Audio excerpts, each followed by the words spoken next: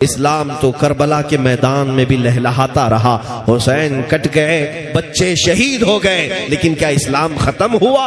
احمد بن حنبل کی پیٹھ پر کوڑے مارے جاتے رہے، امام وقت کو امام اعظم ابو حنیفہ کا جنازہ جیل سے نکالا گیا، جیل کی سلاخوں میں آپ کو رکھا گیا، تو کیا اسلام ختم ہو گیا، پھیکا پڑ گیا؟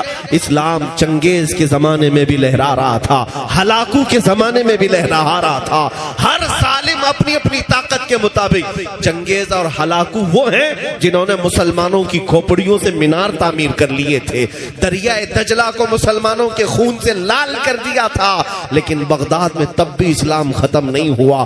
چنگیز کا دور آیا، ہلاکو کا دور آیا، یزید کا دور آیا، کئی ایسے ظالم آتے گئے، لیکن اسلام کا یہ پودا ہمیشہ ہرا بھرا رہا۔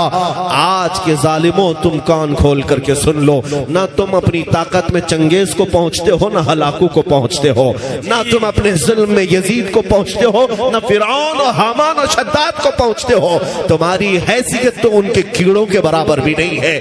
ان ظالم اور جابروں کے زمانے میں اسلام اگر پھل پھول رہا تھا تو میں یقین کے ساتھ کہتا ہوں، لاؤ تمہاری ساری طاقتیں، پھر بھی یقین یہ کہتا ہے کہ سارے اندھیروں کے اندر بھی اگر کوئی روشنی ہوگی تو میرے دین اسلام کی ہوگی، قرآن کی ہوگی، میرے مصطفیٰ کے نام کی ہوگی۔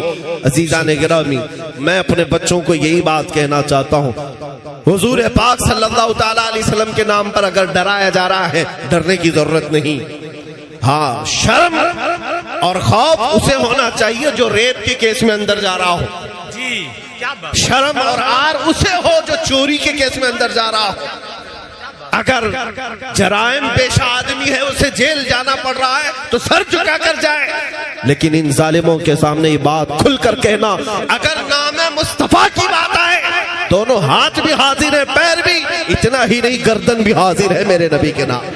سبحان اللہ، سبحان اللہ، لبیک لبیک لبیک یا رسول اللہ، لبیک لبیک لبیک یا رسول اللہ، لبیک لبیک لبیک یا رسول اللہ، لبیک لبیک لبیک یا رسول اللہ۔ نعرہ تکبیر، نعرہ رسالت، مسلک اعلی حضرت حضرت حضرت۔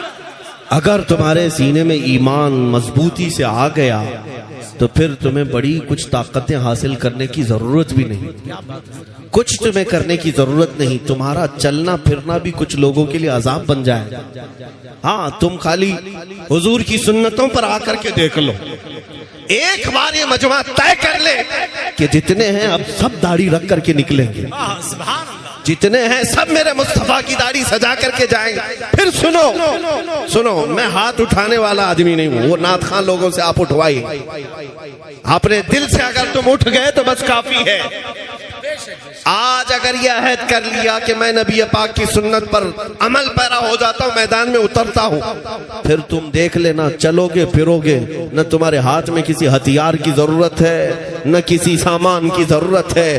ظالموں کے دلوں پر اللہ ویسے ہی تمہاری داڑھی کا رعب پیدا فرماتا ہے، کیونکہ یہ تمہاری اپنی نہیں ہے، یہ مصطفیٰ کریم کی سنت ہے۔ نبی کریم